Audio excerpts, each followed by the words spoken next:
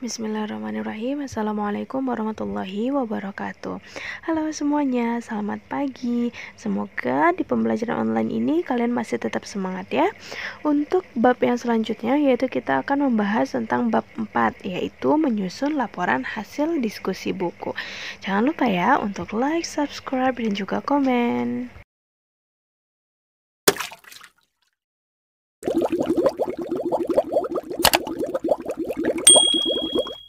Sebelum masuk ke penjelasan buku, pertama kita harus mengetahui nih tujuan pembelajaran dari bab ini. Yang pertama yaitu adalah mengidentifikasi buku fiksi dan non-fiksi. Jadi ada bedanya nih antara buku fiksi dengan non-fiksi. Fiksi itu adalah kisah imajinasi atau yang tidak sebenarnya, sedangkan non-fiksi itu adalah kenyataan. Menilai isi buku kumpulan atau antologi cerpen atau fiksi. Kemudian menilai isi buku pengayaan yaitu non-fiksi. Kemudian menyusun laporan hasil diskusi buku tentang suatu topik. Kegiatan membaca buku, baik fiksi maupun non-fiksi, merupakan kegiatan yang menyenangkan. Sejak duduk di bangku SMA kelas 10, kamu sudah terbiasa nih untuk menyusun laporan buku atau sekedar membicarakan isi novel, cerpen, puisi, atau artikel yang kita baca kepada rekan kita. Tentu semua kegiatan literasi tersebut sangat bermanfaat, terutama dalam mengembangkan wawasan kita. Nah, pada pembahasan ini kita akan berkreasi dan dalam menyajikan penilaian isi buku fiksi, terutama yang berbentuk cerita pendek dan sebuah buku non-fiksi yang kita gemari. A. Menilai isi buku fiksi dan non-fiksi. Laporan, atau juga dikenal sebagai resensi, adalah laporan yang menjelaskan tentang baik atau buruknya sebuah buku, namun tidak bersifat menghakimi seperti kritik. Laporan buku juga dapat diartikan sebagai karya ilmiah yang melukiskan pemahaman terhadap isi sebuah buku. Laporan buku berisi identitas buku, pokok-pokok isi buku, dan penilaian tentang kelebihan dan kekurangan buku.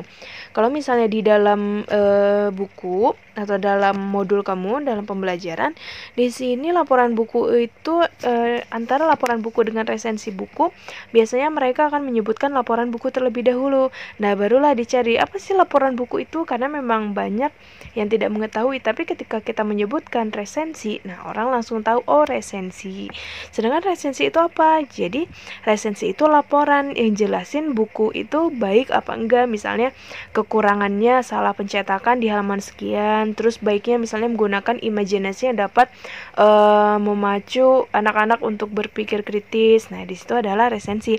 Nah, resensi sendiri intinya dia itu akan menimbang apa? Menimbang baik dan buruknya sesuatu buku, atau menimbang kekurangan ataupun kelebihan bukunya, tapi tidak mengkritik. Jadi kalau mengkritik kan misalnya kayak buku ini jelek jangan dibaca, enggak, tapi lebih kepada mengungkapkan oh kesalahannya di sini, kemudian keunggulannya di sini, itu namanya resensi. Jadi tidak misalnya kamu enggak suka dengan karya A jadi kamu menjelek-jelekan, itu juga enggak baik, karena memang itu ya enggak boleh kita melakukan hal-hal tersebut. Nah, kemudian untuk laporan buku sini dia biasanya menggunakan karya-karya ilmiah. Jadi misalnya seperti karangan ilmiah sih sebenarnya agak susah ya. Tapi kalau misalnya untuk resensi yang buku non-fiksi, yang buku fiksi itu agak mudah karena memang cerpen, novel itu banyak banget di internet. Sedangkan untuk yang karya ilmiah lebih jarang sih, karena memang yang ilmiah ini mungkin agak susah dan banyak orang juga yang tidak terlalu tertarik untuk meresensi dari buku ilmiah ini. Jadi bedanya itu adalah fiksi itu adalah kisah yang penuh dengan imajinasi, cerpen, puisi, novel, kemudian drama, itu semua adalah fiksi. Kenapa? Karena dia itu mereka itu adalah karya yang gak pernah ada di dunia. Jadi memang lahir dari pemikiran-pemikiran manusia. Sedangkan kalau non-fiksi yaitu adalah karya ilmiah, yaitu yang bisa dibuktikan, misalnya kayak proses hujan, kemudian misalnya fakta tentang COVID di Indonesia, itu adalah non-fiksi karena memang apa adanya dan itu memang terjadi di dunia nyata, jadi tidak dikarang-karang oleh yang lain. Lalu kalau misalnya kisahnya itu kisah nyata tapi di novel direalkan, seperti kayak kisahnya Habibie. Di situ kan kisahnya itu nyata dari Pak Habibie langsung, kemudian dijadikan novel. Kalau itu sih sebenarnya lebih ke alih wahana, jadi memang 70% itu fakta, sedangkan 30%-nya itu adalah imajinasi bisa. Jadi memang tidak 100% fakta, dan kemudian tidak 100% juga itu kisah yang dikarang. Jadi jatuhnya itu lebih kepada, nanti ada di kelas 12 sih materinya tentang yang di bab 1 itu tentang yang sejarah. Nah, disitulah masuk semuanya. Untuk isi dari laporan buku, biasanya pertama kali dia akan ada namanya itu judulnya. Setelah judul barulah ada identitas buku. Nah, identitas buku di sini tuh ada judul buku, berapa halaman, penerbit, pengarang, tahun terbit. Nah, jadi identitas buku itu sama seperti identitas kita manusia kan. Kalau misalnya kita ditanyakan identitas, berarti kita akan memberikan KTP. Nah, KTP di situ pasti akan terdiri dari nama, alamat, kemudian nomor NIK, kemudian ada lagi alamatnya, kecamatan, kelurahan. Nah, di situ semuanya adalah data diri kita, sama seperti buku. Buku juga identitasnya seperti itu. Jadi kan tidak mungkin kalau misalnya identitas buku itu harus dijabarkan ke dalam paragraf, maka itu akan sulit. Makanya ditulislah, dia itu tulisannya seperti teks drama. Jadi kayak ada titik duanya gitu. Nah, disitulah disebut identitas buku. Jadi buku apa sih, atau ini tuh buku siapa? Nah, itu semuanya diungkapkanlah ke dalam identitas buku. Nah, setelah identitas buku, nanti di paragraf pertama biasanya itu akan ada pembukaan. Pembukaan di sini kayak pengantar, kamu akan membahas tentang siapa pengarangnya ataupun tentang bukunya apa, atau bisa juga tentang reward ataupun hadiah-hadiah, kemudian penghargaan dari si pengarang maupun dari bukunya.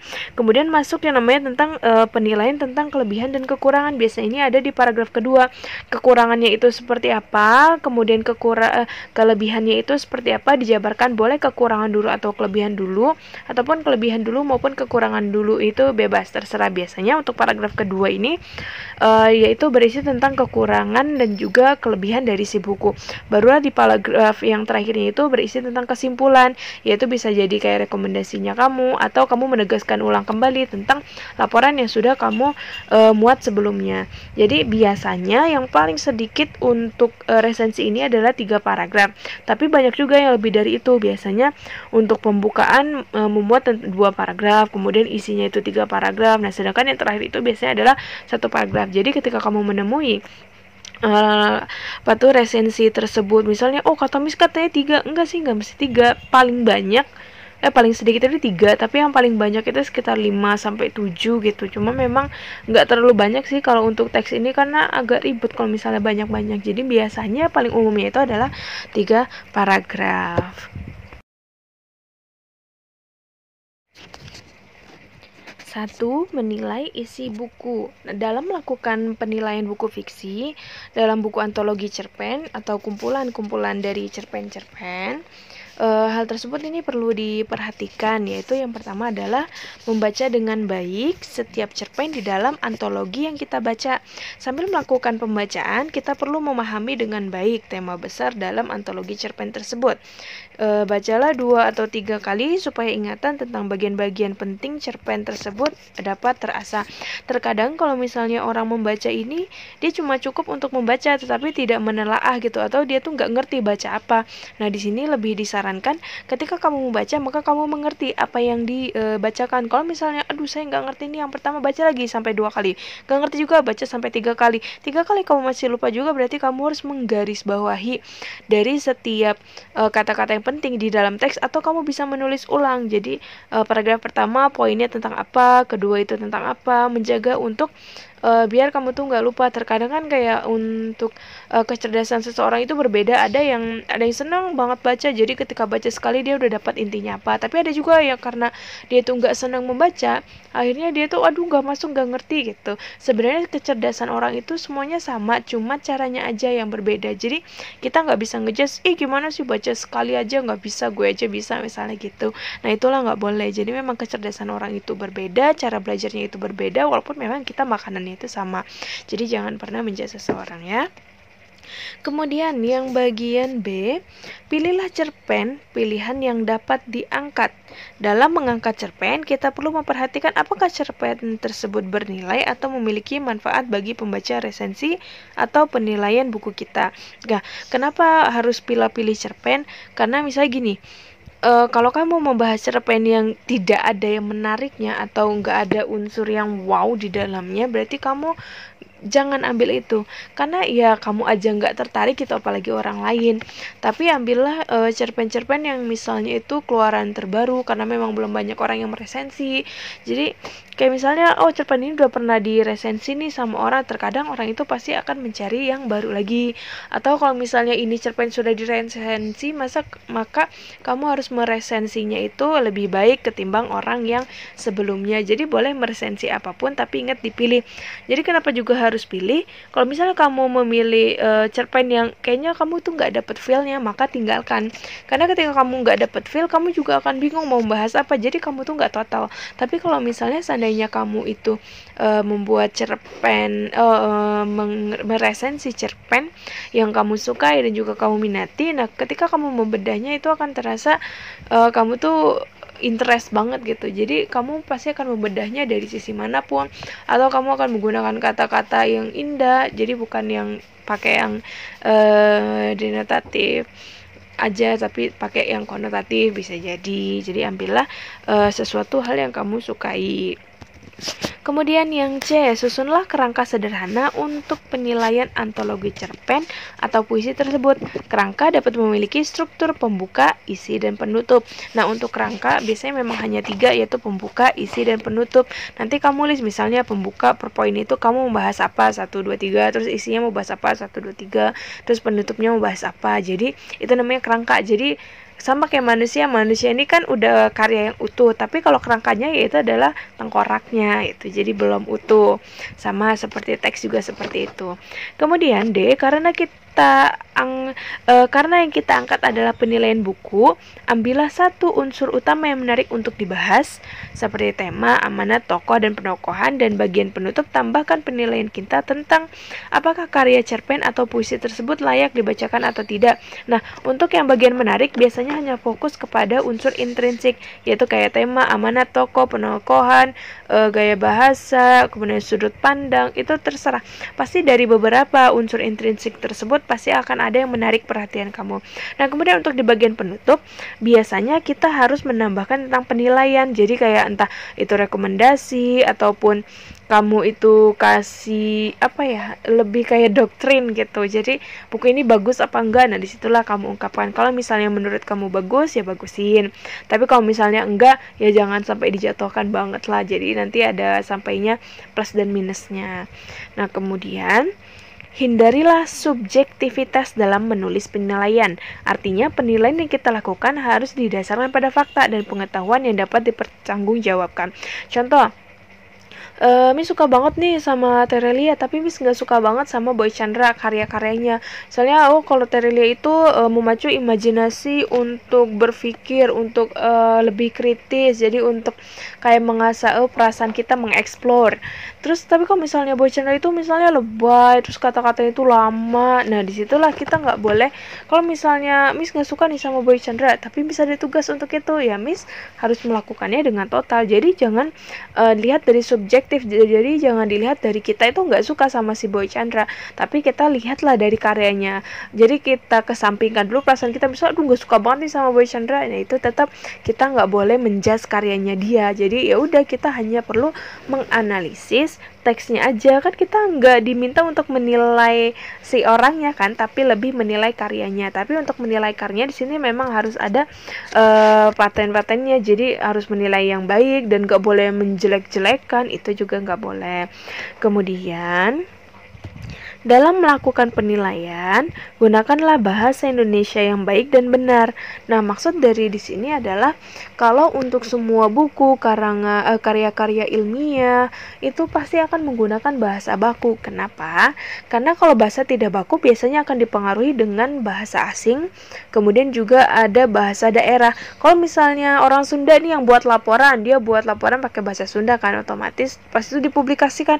Nah, kemudian orang Jawa baca kan nggak ngerti, atau sebaliknya. Nah, makanya menghindari hal-hal tersebut, bahasa non baku, bisa itu bahasa asing ataupun bahasa daerah, itu tidak boleh digunakan. Jadi harus menggunakan bahasa Indonesia yang baku, artinya bahasa Indonesia yang semua rakyat Indonesia itu pasti akan mengetahui bahasa Indonesia yang baku itu seperti apa.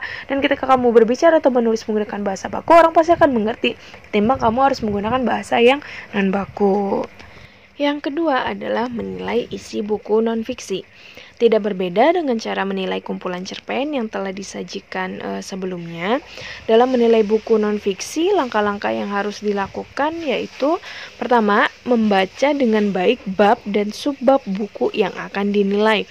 Jadi membaca dengan baik di sini banyak sih caranya. Misalnya kamu baca bab 1, bisa kamu garis bawahi, kemudian bisa juga kamu kasih stabilo yang penting-penting, atau kamu juga bisa nulis lagi biar nggak lupa.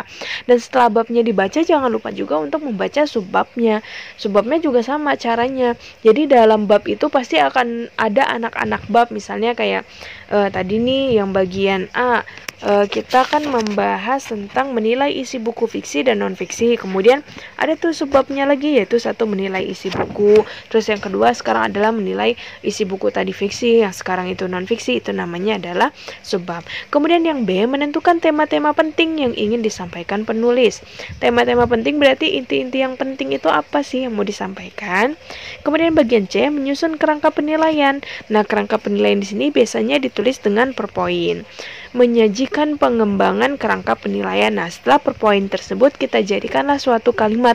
Dari kalimat kita jadikan lagi ke paragraf. Jadi susunannya itu bertahap, misal dari kata ke kalimat, dari kalimat ke paragraf, nanti baru dari paragraf kemudian kita baca lagi jadi antar paragraf. Jadi susunannya seperti itu.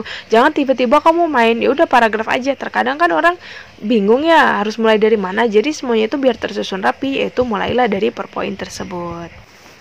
B.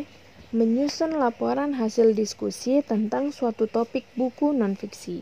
Setelah memahami langkah-langkah dalam memberikan penilaian terhadap buku antologi cerpen, kali ini kita akan membahas melakukan kegiatan bertukar pikiran untuk membicarakan topik dalam sebuah buku non-fiksi. Kegiatan bertukar pikiran atau diskusi ini penting dilakukan untuk meningkatkan daya kritis. Pasti kalau kalian itu sudah sering kan ngelakuin yang namanya itu diskusi, baik itu sama teman kelas ataupun sama orang tua.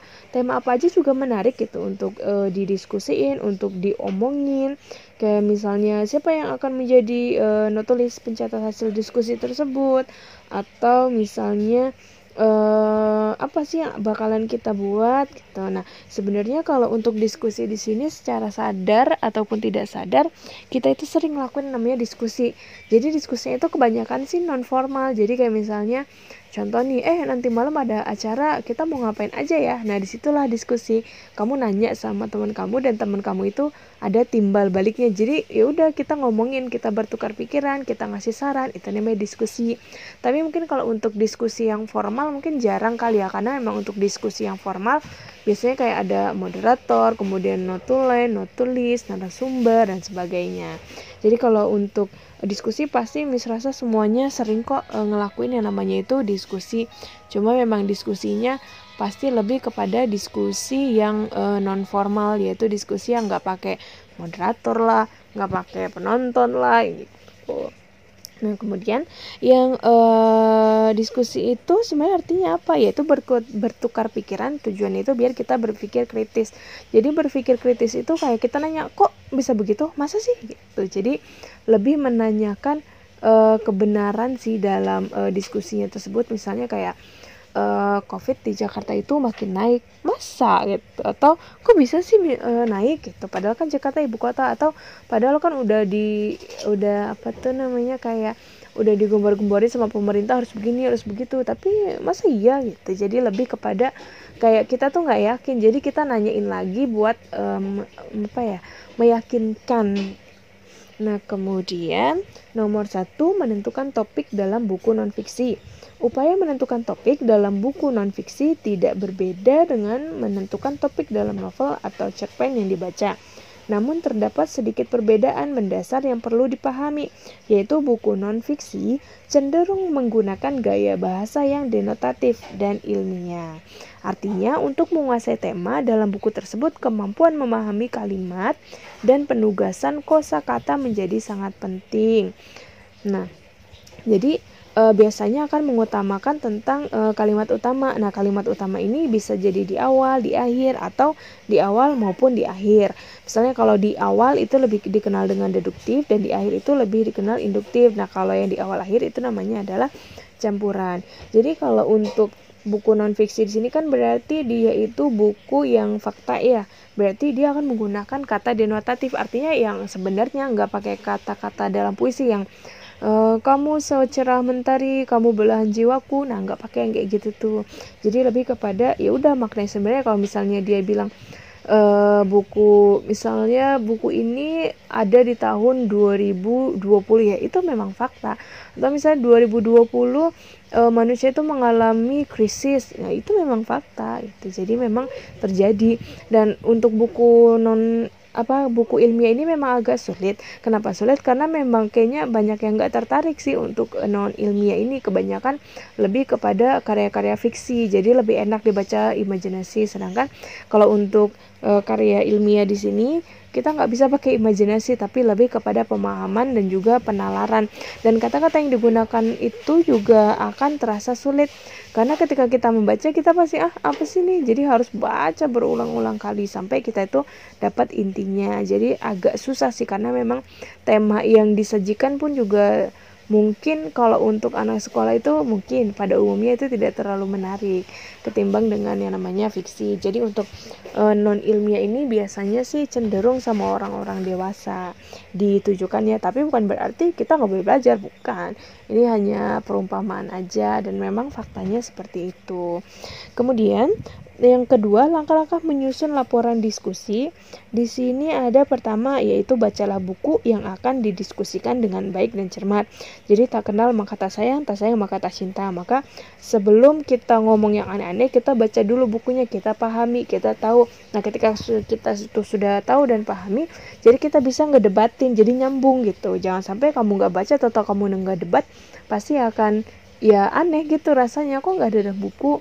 Jadi pernah pengalaman di Miss waktu itu, Miss pernah kan jadinya kuliah karena memang bukunya itu sulit berbahasa Inggris, udah gitu bahasanya itu kayaknya gimana gitu, kayaknya nggak nyambung gitu sama otaknya, atau memang terlalu tinggi kali bukunya. Nah, kemudian teman-teman Miss itu mencari di luar dari buku itu.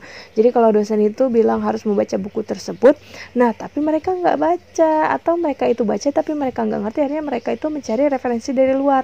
Nah, ketika dipresentasikan kata dosennya, kamu dapat referensi dari mana? Tuh, karena memang sangat berbeda banget antara materi yang ada di buku dengan materi ya udah yang kita ambil asal comot-comot aja gitu di internet. Jadi perlu diperhatikan ya. Kemudian tentukanlah topik dan isi per bab, kemudian tentukan kelebihan dan kelemahan buku dengan bahasa yang lugas. Jadi untuk tentukan topik, jadi kayak kita itu nentuin topik pertama di bab 1 itu apa, bab 2, bab 3. Nah, kemudian setelah itu kita baru ungkapkanlah kelebihan dan juga kelemahan bukunya. Tapi jangan bertele-tele juga untuk mengungkapkannya ini dengan bahasa yang lugas aja. Kemudian lakukanlah diskusi dengan rekan yang dipimpin oleh ketua diskusi dengan susunan diskusi yang benar, seperti pembuka, penyampaian isi, buku per anggota kelompok, curah pendapat, kemudian penutup. Nah, di sini sih lebih diutamakan untuk lebih ke urutan, karena memang urutan di sini sudah disusun. Jadi untuk bagian awal kita harus ngapain, kalau misal loncat-loncat nanti kitanya juga jadi bingung. Jadi untuk bagian pertama ya udah kita pembukaan dulu, biasanya sih sama moderator, kalau di sini disebutnya ketua diskusi. Kemudian penyampaian isi, buku per anggota, jadi memang setiap anggota itu atau setiap orang sudah baca, kemudian dia nyampaikan pendapatnya.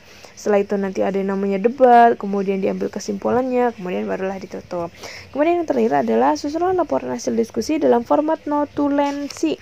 Jadi notulensi di sini bentuknya itu kayak misalnya ada judulnya, judul notulensi diskusi topik buku, nanti baru judul dari yang kita diskusiin, terus kita tulis hari tanggal, ketua diskusi, anggotanya, tema, risalah diskusi. Nah, di sini nanti ada kayak apa ya, laporannya sih, lebih kayak ke laporan.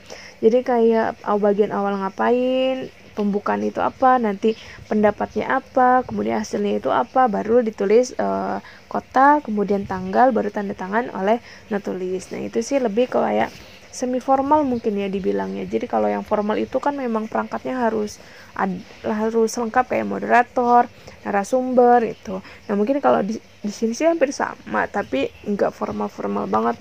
Mungkin ya kalau sih lebih nyebutnya itu ke semi formal. Kemudian kalau non formal kan ya udah kita ngomong aja, nggak ada yang tanpa apa-apa ngomong kayak kali enaknya hari ini makan apa ya gitu kan, nggak perlu ada kayak moderator kemudian narasumbernya, itu enggak. Jadi memang antar teman cuma nanyain pendapat, mungkin jatuhnya seperti itu.